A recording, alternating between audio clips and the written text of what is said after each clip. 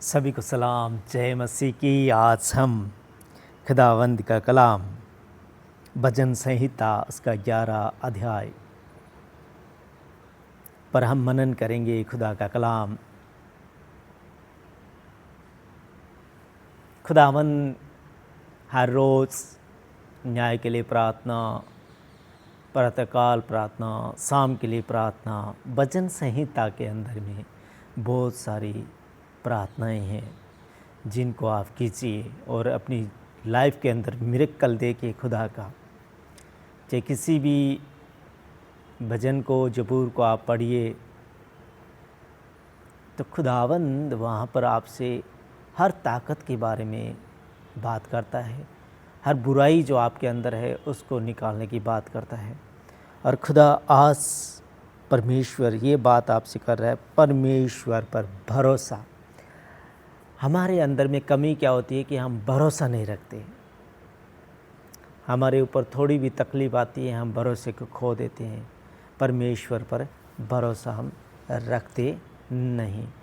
भरोसा रखना है परमेश्वर के ऊपर। जब प्रार्थना आप कर दी उसके बाद आपको भरोसा करना है, क्योंकि अब परमेश्वर कहता है कि तुम ऐसी प्रतीति कर लो अपने अंदर में, प्रार्थना में मांग कर कि ऐसा हो गया वैसा हो जाएगा। विश्वास राई के दाने जितना भी अगर विश्वास आपके अंदर में होगा तो वैसा जैसा आप चाहोगे वैसा हो जाएगा। ये प्रभु यीशु मसीह ने कहा है और उनके वादे अटूट है। वो कहते हैं ज़मीन और आसमान टल सकते हैं लेकिन परमेश्वर के कहे हुए वचन कभी नहीं टलेंगे। तो आप खुदा के ऊपर, परमेश्वर के ऊपर भरोसा रखिए।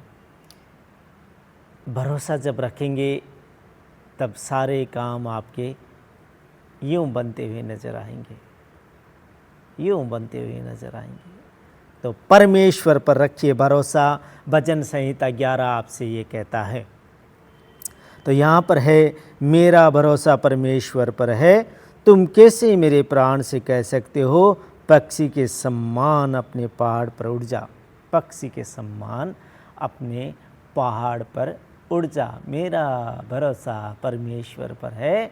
तुम लोग कैसे कह सकते हो कि तेरे प्राण पक्षी के समान उड़ जाए? नहीं उड़ेगा, क्योंकि देखो दुष्ट अपने धनुष चढ़ाते हैं, दुष्ट अपने धनुष को चढ़ाते हैं और अपने तीर धनुष की डोरी पर रखते हैं कि सीधे मन वालों पर अंधियारे में तीर चलाए। अंधियारे में तीर चलाए सीधे मन वालों के ऊपर कि ये मारा जाए, सीधा मन वाला मारा जाए। ये कौन चला रहा है तीर? दुष्ट लोग चला रहे हैं कि तीर कि सीधे मन वाले जो भोले वाले हैं वो मारे जाए और उनके प्राण जो है पक्षी के समान उड़ जाएं, निकल जाएं, मार दिए जाए। लेकिन परमेश्वर पर भरोसा रखो, कुछ नहीं होने देगा। क्योंकि कल के वचन में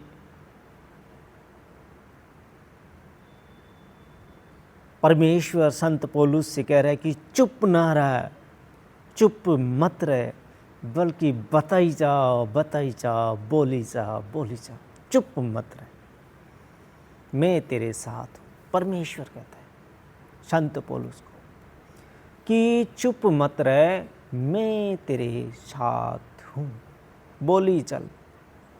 कोई सुने ना सुने, तुझे बोलना ही है, बोलना ही है, बोलना ही है। मत डर, मैं तेरे साथ हूँ।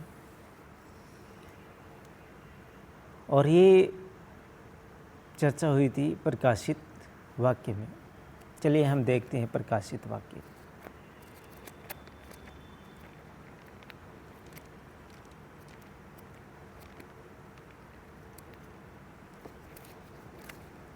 प्रकाशित वाक्य और उसका 21 अध्याय।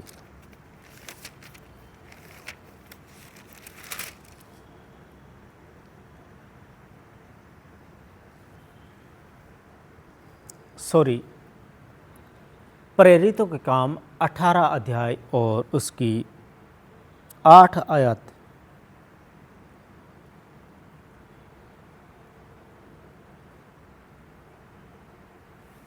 ये कहती है, तब आराधनालय के सरदार क्रिस्पुस ने अपने सारे घराने समेत प्रभु पर विश्वास किया और बहुत से कुरिन्थ वासी सुनकर विश्वास लाए, बपतिस्मा लिया। प्रभु ने एक रात दर्शन के द्वारा पौलुस से कहा, दर्शन के द्वारा संत पौलुस से कहा, पिता हमें दर्शन देता है, हमें भरोसा करना है पिता के ऊपर। और आज भरोसे की बात आ रही है, तो यहाँ पर 9 आयत 18 अध्याय की 9 आयत ये कहती है, प्रभु ने एक रात दर्शन के द्वारा पौलुस से कहा, मत डर वर्ण कहे जा और चुप मत रह।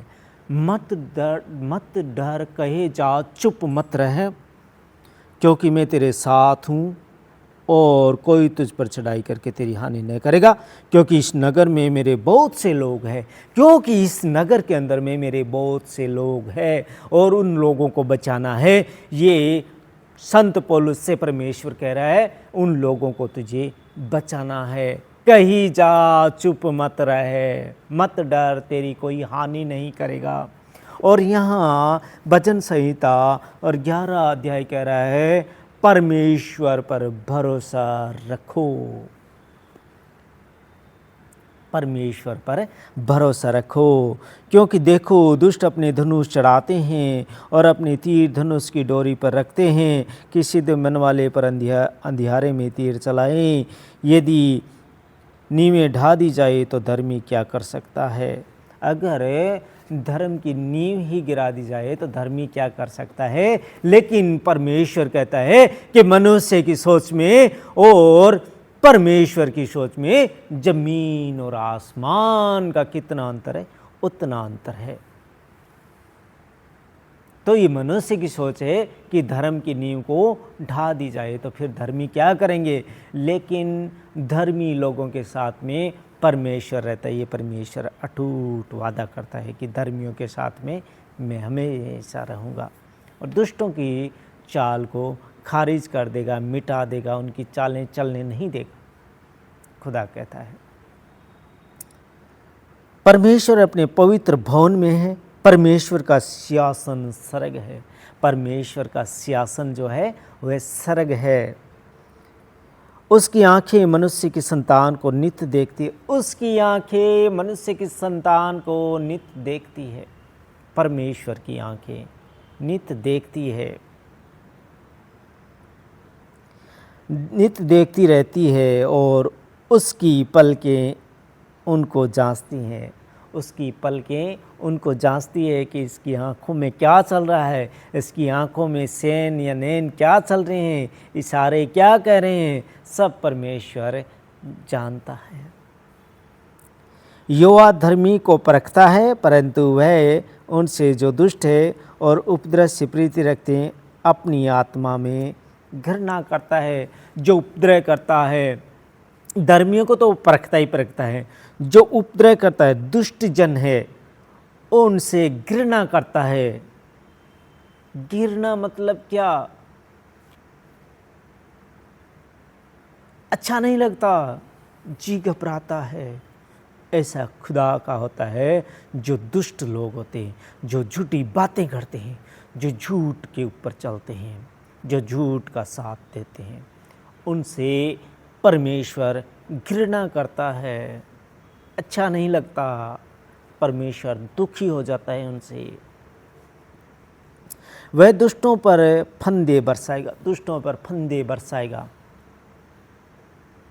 गुस्सा हुआ इंसान क्या करेगा? परमेश्वर उनके ऊपर में फंदे बरसाएगा, दुष्टों पर फंदे बरसाएगा। आग और गंधक और प्रचंड लहू उनके कटोरे में बांट दी जाएगी। आग और गंधक और प्रचंड लहू उनकी कटोरे में बांट दी जाएगी कि ये लो, इतनी इतनी ले लो। बहुत डरने का विषय है।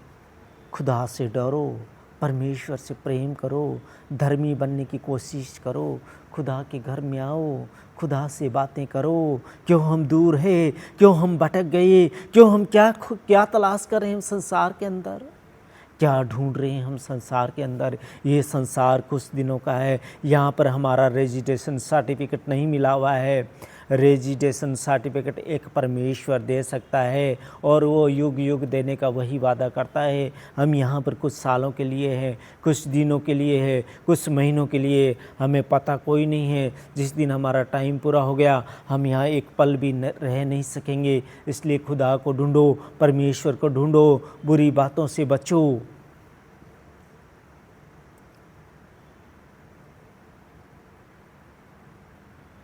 परमेश्वर से प्रेम करो, परमेश्वर को ढूंढो, परमेश्वर पर भरोसा रखो, क्योंकि यहोवा धर्मी है, क्योंकि परमेश्वर धर्मी है, वो धर्मी है। वह धर्म ही के कामों से प्रसन्न होता है। धर्म के काम करो, धर्म के कामों से परमेश्वर प्रसन्न होता है। धर्मी जन उसका दर्शन पाएंगे, धर्मी जन उसका दर्शन पाएंगे। तो परमेश्वर को ढूंढो, धर्म के काम करो, मत ढूंढो इस संसार के अंदर में बुराइयाँ, बल्कि ढूंढना है क्या, धर्म के काम। कि क्या करें हम, धर्म के काम कैसे करें। जो गरीब है उनको कुछ दो, जो गरीबों को खाने के लिए दो। गरीब अगर रोड पे सड़क पे है तो उसको कुछ कोल्ड ड्रिंक वगैरह उसको दो। धर्म के काम से परमेश्वर प्रसन्न होता है और धर्मी उसका दर्शन पाएंगे। आप भी धर्मी बनिए और पाइए परमेश्वर का दर्शन। आज भजन संहिता 11 कह रही है, धर्मी पाएगा परमेश्वर का दर्शन। तो पाइए आप भी दर्शन, हो जाइए तैयार। पढ़िए भजन संहिता 11। खुदा सबको बरकत और आशीष दे। आमीन।